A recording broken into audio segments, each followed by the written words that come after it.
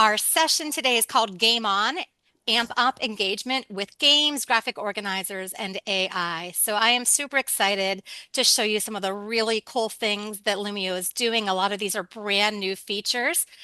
So I can't wait to dive in and show them to you.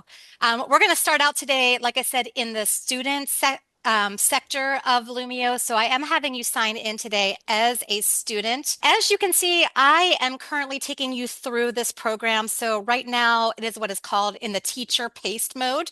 I can easily also toggle that from teacher paced to student paced. So a lot of times I might start with my lesson, take you through that lesson, and then maybe I have 5, 6 slides at the end that I want my students to be engaged in and be able to go through at their own pace. I can then toggle that over to student pacing. I can also save any one of my lessons and send it through Google Classroom or through an email, and my students then can be engaged with the same lesson that I'm doing in the classroom, but it would be all student paced at that point in time. So moving on, the 3 things I want to accomplish today. I want to show you all of the awesome game-based activities. Lumio has 12 game-based activities that the templates are already made, activities that you can create in a matter of seconds for your students. I'm going to show you that. I'm going to show you how you can very easily insert an already created graphic organizer and resource right into your Lumio lesson, make it interactive and make it meet the standards and content that you want to work on that day.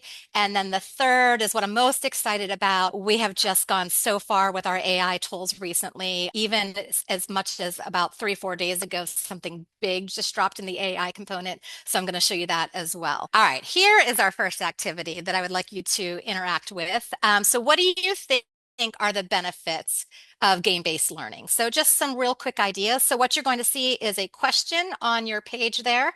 I think I have it set that you can put up to 3 different answers. And what's really cool about this, if you haven't played with Lumio a lot, right now your names are appearing, but I can very quickly go ahead and turn those names off. What's great about that is for those students that, often sit in the back of the room or try to not have to participate, you're going to give them a little bit more reason to participate because their name is not being displayed. So they might get a little bit more confidence, and you can get those kiddos that aren't usually interacting, hopefully to throw in 1 or 2 answers in there.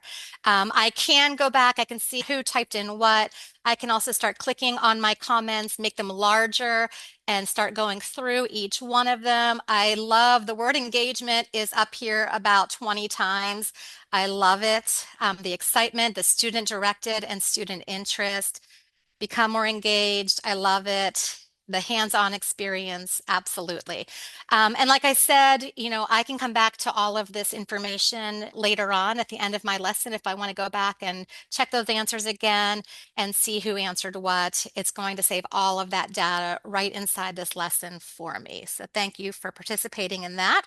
I'm going to jump on to our next activity. So I want to talk about this one real quick before you start moving. This was a slide that I made in Canva, and all I did was import it into Lumio. And now I've created a whole class whiteboard. All right. So the directions say to drag one of these Mario Karts down in the bottom right-hand corner. You're going to drag it along the rainbow road there to where you are on your Lumio journey. What I did here, like I said, I brought these shapes in after adding my slide. I just brought those 3 shapes in and I made them what's called an infinite clone. So I was just able to click on this shape and I get a little drop down arrow, and I was able to then infinite clone those shapes. So a great tool to use for like math counters, things like that. So this is what we're going to be covering at the beginning. I'm not going to go through all of these in depth. My goal today is to show you some of these games, show you some examples of how you can use them, and hopefully that's going to get your mind going. I'm trying to show you examples from all content levels or all content areas and all grade levels so that your brain can kind of start going and you can start brainstorming with ways that you can go ahead and implement these into your classroom. So right now we have 12 game-based activities. I'm going to show you in a little bit. Right now, 4 of these games, we can create them completely using AI tools, and we're adding to that on a monthly basis as well. So the first one is a fill in the blanks. So there's lots of ways that you can do this. I've done things simply as easy as copying and pasting a paragraph of important content right into my template. And it then creates a fill in the blank, pulling out the essential vocabulary words. So that's what you're going to see here. This first one, it is a water cycle fill in the blank. So all you're doing is you are dragging the words up into the box until you get them all in there, and then you can check your answers. That will tell me exactly who has answered what, how many times it took you to answer it. So it's self-checking, just a great way to practice. And then, like I said, when you're done, you can check your answers. It'll show you which ones you got right, which ones you got wrong. You can change out the ones that you got wrong. I'm going to go ahead and show you another example. This is the one downfall of teacher-led. I know sometimes we want to get in there and we want to see if we got those answers right. And then I take it away from you. This is another one. So you think fill in the blanks. Would you ever think to use it with math problems, right? So a quick and easy tool, type in those math problems and they've got to drag and drop those answers in there and then it can check it as well. Our next activity, game show. This is a great activity. It's one of our AI activities as well, but this one can be used with multiple players. So I love to use this one as like a station up at my board when I have a small group of students at my table. You can have different teams playing, or they can play just right at their seat against the computer. But here is just a quick example. So I'm going to go ahead and start my game show. And so you can kind of see, you can spin the wheel there and it's going to give you a question and then it's going to switch over to the other side. So you can play with a partner, you can break it up into teams. So just a fun way. The one I created today, because I love Broadway shows, I thought of this as not just for educational content, but maybe even as a brain break, something fun to do during indoor recess. I created one with Broadway shows. My daughters and I are big Broadway fans. So I created one using AI. I said, give me a fun activity quizzing us on Broadway musicals. And within a minute, I had a fun activity that my daughter and I played up on my smartboard. Some different ideas, different ways. It doesn't necessarily have to always tie into the standards, right? We can have some other fun in the classroom as well. Next is my match 'em up. There's so many different ways that we can use this. So I've got two examples here. The one that's going to show up on your screen now is just simply doing addition sentences. So you can see there's two flowers there. And so I'm going to drag the problem to one flower and the answer to the other flower. If it's a match, they're going to come together. If they're not a match, they're going to pop back to where they were. And again, I'm going to be able to collect that student progress as they're working. I'm going to be able to see how many tries it took them, how many have got them right the first time. Was there a specific one that they had issues with? And I can view all of that data right inside of my activity. I can export all of that data out when I'm done as well. And then I just had another idea here. Like I said, I'm trying to give you lots of different ideas. You can see they have fun backgrounds, fun templates for you to choose from. They don't all look the same. So if you have a classroom theme, you can bring something fun in. This one here is just your important historical figures and a character trait to describe them. So you're just, again, bringing them over to the guitar picks. And if they're a match, they're going to pop up there together. If you can't tell who the picture is, you can click that little blue square and that's going to blow them up for you as well. So our next activity, this is a favorite. We're going to play one of these. Monster quiz. It is definitely one of the teacher and student favorites. So the first one I have here, I'm going to click start for class. And so this one is showing me all of my students. Unfortunately, we are beyond the limit, which makes me super happy that we have such a large group. That doesn't happen very often. So it says that 6 students can't join. So it says that I have 60. So that must mean that 54 can join at a time, which, right, we don't often have a class bigger than 54, right? So I can go ahead and click divide into teams and I can choose, usually if it's a smaller class, I can choose how many teams do I want? 2, 3, 4. Because I have so many students, it wants me to choose 9 different teams. And so if you're looking on my end here on the Zoom, it's automatically putting my students into teams for me. I can actually switch those student names out if it automatically groups for me. And I know that Bill and Bob should not work together. I can drag them into different groups and reorganize them. You're going to answer the question. If you get the answer right, it's going to pop up with your name and a green check mark. If you get the answer wrong, it just wiggles the little rock or the little box. It doesn't call anybody's name out for missing one. You are the only one that knows that you didn't get one right. As you're working, this is fun. The students are getting excited. They're cheering for their team. And then at the end, it's going to show us who the winner is. So the point of this, because it's a monster quiz, in each one of those little boxes and balls, there is a monster that is trying to work its way out. And you can see as you get more answers right, the box or the ball is growing and that monster is getting closer to popping its way out. Once the quiz is over, the students can go back and check their answers, see how they did, and then I can also review that together as a whole class activity. We can go over answers that were missed the most or ones that we got right. I'm gonna move on here, show you just a couple more things with the games. Speed Up is another fun game. It's similar to to the game show. We're not gonna go into it, but just a fun game that they're racing around the track, checking for understanding. Team quiz, same. I want to show you some more here real quick. All right, flip out. I'm going to go ahead and show you this. So there's so many different ways that we can use this. So I've got two quick, easy ways here.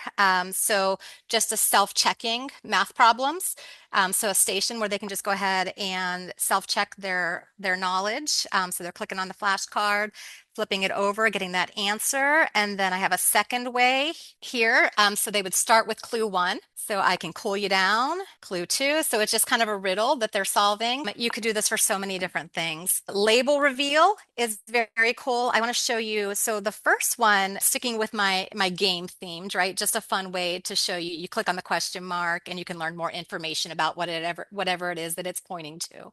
So we've got Mario and we've got Luigi. So all we did was bring that image in and then I can create those labels wherever I want it to be here. And then another idea that I had, this is for my like eighth grade math teachers, slope intercept forms. So identifying those different parts of y equals mx plus b. Maybe they're writing this in their notes. So just a quick, easy way for them to go to. Maybe they have a sheet that corresponds with it in their notebooks. So that is our label reveal. Memory match is a great one. So this can be played with one or two players. So another thing that could be set up on your interactive panels or as a station. So again, when it comes on, you're choosing, do you want one player? Do you want two players? And then this one has beginning letter, sound, and picture. So you're clicking on them, trying to match them up. And then the other example that I have in here, choose one player again. And again, you can change the theme of this. You can change the template. So we've got our multiplication problem with our product to go with it.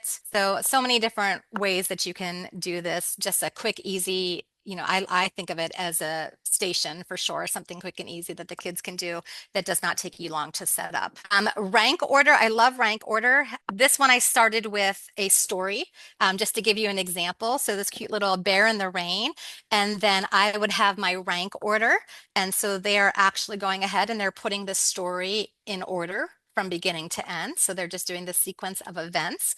I've seen this used with spelling words, putting them in order alphabetically. I've seen it being done with math problems where they're putting them in order from biggest biggest to smallest or smallest to biggest. So lots of neat ways to do that. And all you're doing is dragging it from the beginning to the end, and then you can check it when you are done. This one here, what you think. So this one would obviously be an opinion, right? So it wouldn't be self-checking, but it's a great way to maybe start the day if you do the morning meetings and different things like that, the social emotional learning, guidance lessons, putting them in order. What do you think is the most important character trait to the least important? Super sort is another fun and easy one that can be used with so many different content areas, lots of different templates that you can use. So here I stuck with the Mario card again, or the Mario and Luigi. So you're dragging your superheroes and your villains. And if they're correct, they are going to stay there. If they're not correct, they're going to pop back out at you, and it's going to give me all of that information in the end. Another idea that I have here is just sorting those words. So short A and long A sounds. So many different things that you can do with this. Word search. I like to use the word search as a kind of a time filler for those early finishers, right? You always have those students that say in the end, or say when they finish their activity, what do I do next? What do I do next? So just creating a word search for the students to go to while they are waiting for the next activity, just a way to kind of fill time and keep them engaged. All we did, I typed those words in there and it created it for me in a matter of seconds. This one's a Mario Kart one. The next thing, and then we're going to go into the teacher version in just a second. So the next thing I want to talk about is graphic organizers. Lumio has thousands of pre-made resources that are already part of the program.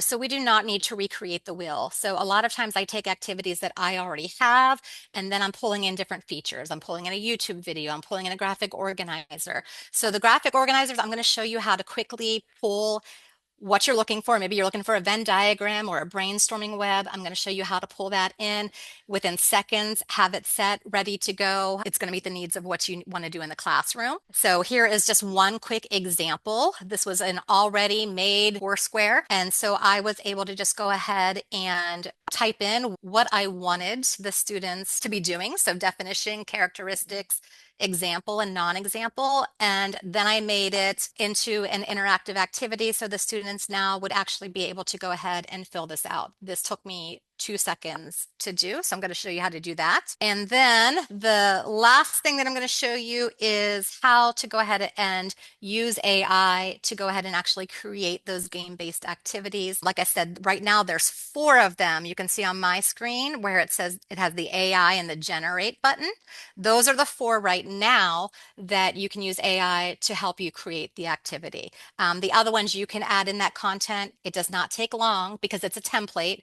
And it tells you exactly where to put what. But these 4 here, you can choose your content area, your grade level, how many questions you want, and it's going to quickly create and to generate those activities for you. All right, so these are just the steps that I'm going to take you through. Real quick, guys, before I have you leave my activity, I would love for you to go ahead and click that top website right there, the HTTPS, and maybe favorite that, and then you will have access to some of the Lumio resources. There's some great things here. We hold live webinars a couple times a month. The Academy, it has some self-paced classes that can take you through some different concepts of Lumio. So some really good content there. So go ahead and click on that link and save it. And then I have one more link. This is only if you are interested. Lumio and Smart, we have a thing called the ambassadorship. That would be for somebody that would be interested in maybe learning extra about Lumio, someone that's excited about it and would be excited to show their colleagues, maybe do some different professional developments within your school, within your building, or even the district. So it's a process that you go through where it gives you extra information, extra resources.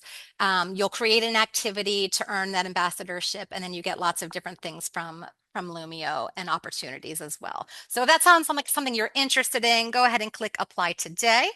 Oh, please go back to the previous slide. You got it. Sorry about that. I know I'm flying. An hour goes so fast. Also, This one, I Mark.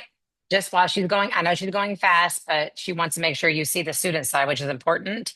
But remember, I'm going to email you all the recording and every resource that she's sharing, every link. You're going to get all of that, I promise.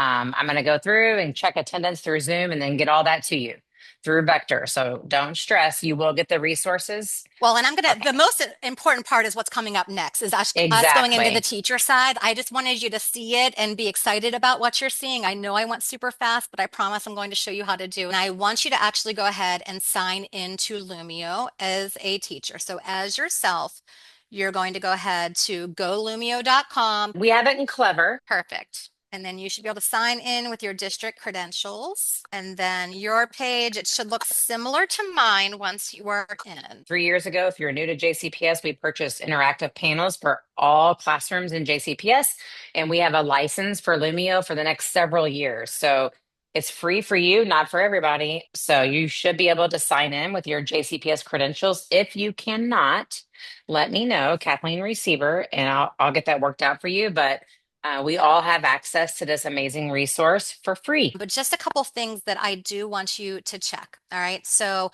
on the top right hand corner, that little profile, when you click on that top little profile, first of all, you're probably going to see standard plan. Is that right? Next thing that I want you to do though, so mine right now says about Lumio Beta. Yours says maybe join Lumio Beta or Mhm. something along those lines. I want you to click on that and I want you to join it. Okay. And so what does that do? That gives you features to anything new that is coming out that is being tested by the Lumio maker. So you would get first dibs to any of the new content that is coming out just by turning that on. So the one feature that I'm going to show you, it is only available to Lumio beta customers right now. So it just gives you a little bit of extra bonus is all that does. And then the second thing I want you to make sure of, right below the profile, if you click on edit class, this is where you can rename your class.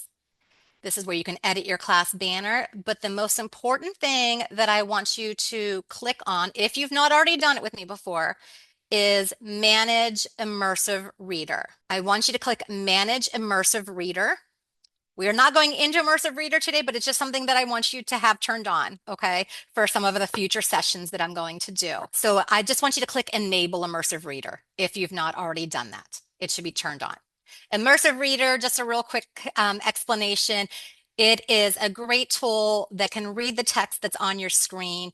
It can translate it into different languages. It can break the words into syllables. It can read it faster, read it slower. It has a picture dictionary tied into it. So just a really cool feature. Hopefully we got those two things taken care of. If not, go back and watch the video. They're super easy to do. And now I just want to point out the couple things here that are important on your home screen. So we've got the My Library. That should be what you're in right now. Those are all of your activities. Lumio Library is where you're going to find all of the pre-made content in Lumio. So you can search that by skill, topic, etc. Find some things that you are interested in. The new exciting feature that I wanted to show you, okay, and it might not show up since it's telling you that you need permission, but if that's the case, look at my screen. As you can see, I've got new, and then I've got AI lesson, and then I've got import. The AI lesson is what's brand new. It's still in beta, so it might not be showing up on yours, okay? But I just wanted to point it out that it is coming and it is going to show up very soon if it's not there. If you click AI lesson, this can create a whole lesson for you. 15 slides of actual content, including some of the different games that I have just showed you. It'll automatically make them. It takes about 3 minutes or so. So all that I do is I type in the standard that I want. So typically, I'll just copy and paste it. I'll find the standard that I want. I'll copy and paste it here. I choose which grade level, and then I click generate. And it actually goes through the process of creating those slides for you, and boom, I have a Lumio activity. It's then all editable content.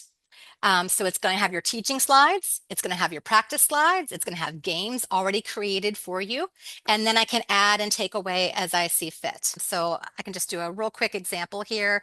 So let's say that I want to solve two-step mathematical problems for we'll do grade 3 and generate. So it starts building my content automatically. There's already 8 pages of content built. Okay, so my lesson is ready.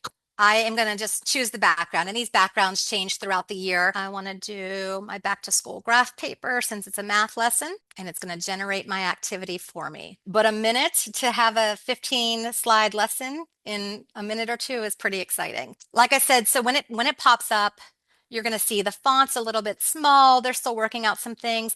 I liked my slides to be pretty and beautiful, so it might take me changing the font a little bit and making it bigger, but the content's there, right? So here's my title, there's my objectives, and I can easily make that bigger, smaller. I can click on it and change the font. There's a warm up. There's one of those shouted out activities, like how I started the activity with you today. Let's see what it says. So math problems, so steps to solve math problems, math operations and when you use math at home. So a great brainstorming option for my students. Some explore problems. Like I said, there's games that are in there. It created a super sort for me. So which ones are 1-step, which ones are 2-step problems. I can delete anything that I don't like, and then I can add to it. Maybe I want a YouTube video in there. I can just add to this activity that it's already created for me. Just wanted to show you that, something exciting that's brand new to Lumio. Let's make some games. Okay, so I'm going to walk you through how to do that. So right now you should be back at your home page. of Lumio. We're in my library. We're going to use the button that says new. All right. So again, we are signed in as a teacher. I am on my home page, my library. I'm going to click new. This is my starting point for any activity that I'm going to create with Lumio.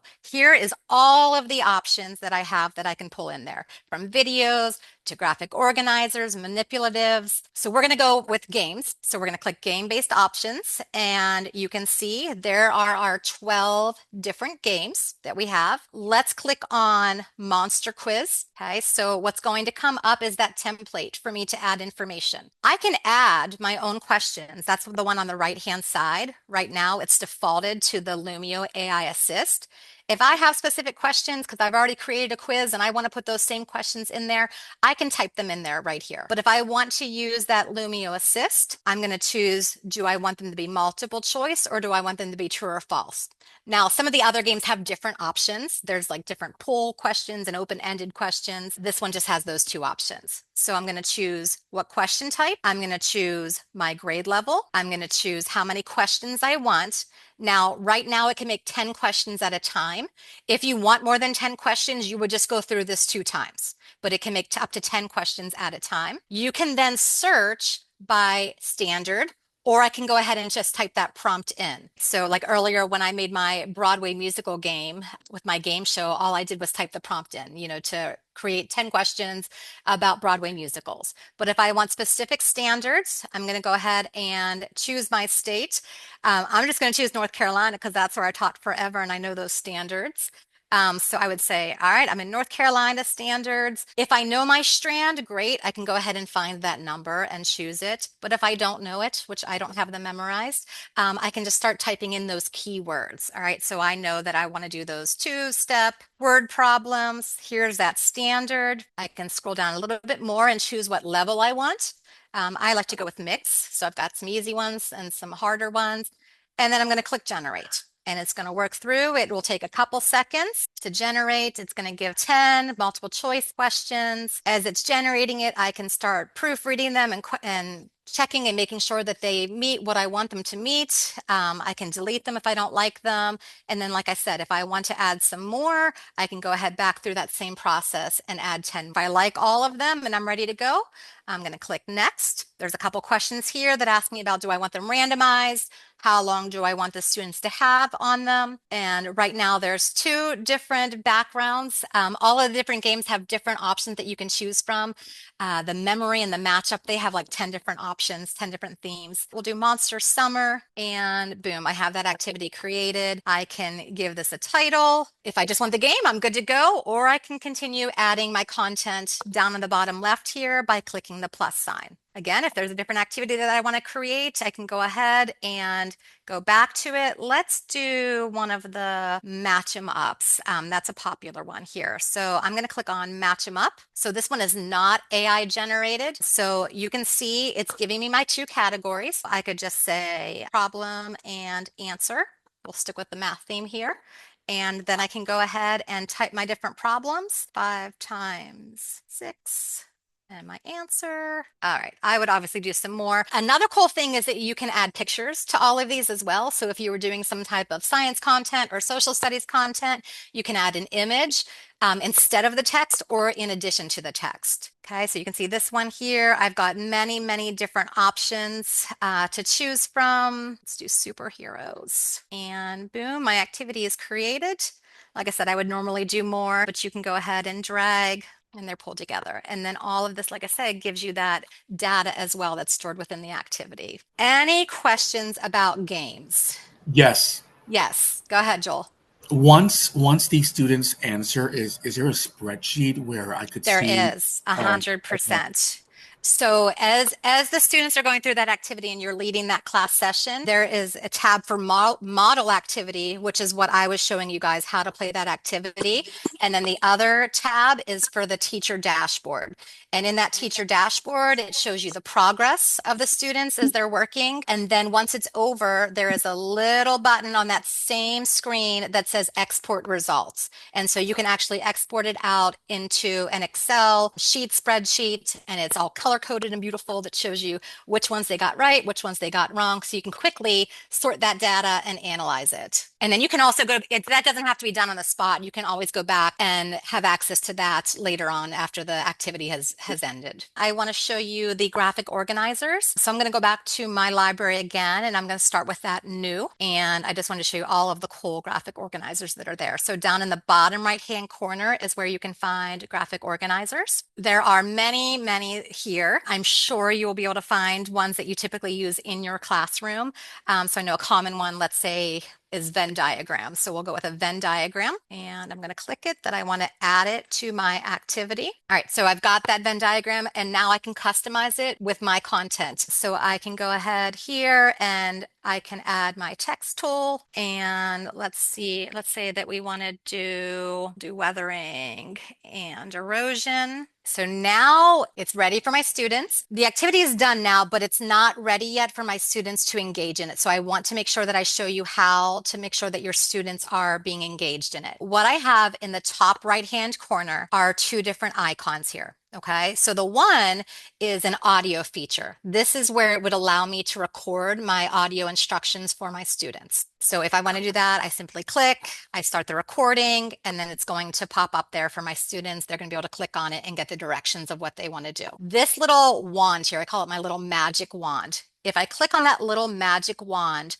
I get a pop-up box with three different options. Okay, and so you will get this with any of your pre-existing content that you bring in. If you bring in Google Slides, or you bring in a PDF, or you bring in any of the digital content that's already within Lumio, you're going to be able to click that wand and choose from these three options. Okay, so the first option is an individual handout. And the way I think of an individual handout is just like I'm giving each of my students their own worksheet. Right? You want them to do their math problems. You give everybody their worksheet. They turn it in at the end and you check each one of them. That's when I would do individual handout. That means that each student is going to have the screen that looks just like this on their computer. They are adding to it. Nobody else is seeing what they're writing other than the teacher, and they're submitting it at the end. And I can go back in and I can go ahead and add feedback to them. I can add stickers and things to them. I can give them ideas as they're working, or at the end, I can go in and give feedback. The second option is a group workspace. So I can click that button and I'm going to get all of my students and I'm going to be able to put them into groups like I did with my game, like with Monster Quiz. It's going to put them into groups, and then they're going to be able to work on that space with their group members only, and then they'll be able to submit it. Or the third one is a whole class whiteboard, meaning that everybody in the class, everyone that's signed into my classroom, is going to be able to work on that same sheet. So it depends on the activity that you're doing, right? Of how you want them interacting. A Venn diagram, I probably wouldn't do it whole class, but it just depends. And you can do this ahead of time, but also a lot of times I wait until it's time for my students to be on that page, because maybe I don't want them interacting with it until I give them directions. So I might have this as part of my activity, and I might say, okay, guys, I'm going to put you into groups and you're going to work with that group to complete it. I would like 5 in each section. And then I can go ahead and at that time turn it into my group workspace. Any of those graphic organizers can be completely customized like I just showed you. So I can pull in, maybe I want to do a sequence chart. So I find my graphic organizer that I want, and now I can completely customize it with the tools that are up on the top. I can add audio to it, and then I can decide what type of workspace do I want this to be for my students. Any questions? Would students be able to chat within the system, or would we block that in the platform? No, they cannot chat in the system. Just Lumio translate activities into different languages. It does, Joel. That would be the immersive reader. There are a ton of different languages there, probably over 100 different languages that it can translate that text into. It's super easy, guys. I just want you to get in there and play around. Those games and activities, they don't take a lot of time, and they up the engagement level by 100%. I am always super happy to get emails, to answer questions. If there's ever something that you're stuck with and I can send a short little video to explain it. So definitely don't hold back. Definitely send any emails or any questions that you have my way. I agree, Crystal. Just getting in there and playing is going to help out a lot. It is a very easy program to navigate through. And once you get in there for just a few minutes, you will easily pick up on things. And I think, Tracy, that's the thing. We've had this for 3 years now. We're a large district with almost 7,000 teachers. And unfortunately, we try to get the information out. We put things in the insider and we social media, whatever, but not everyone sees it. So I'm glad that many of you are here and you've never heard of it and you're getting involved. But I have to brag on Smart just for 1 second. So their company, they create smart panels, the interactive panels that some of you have. You may have your touch panels, but their panels and their company are created for schools and educators. And that's why I'm very passionate about companies that do that because that means they listen to teachers and most of them at the company have been teachers. So like they know what we need.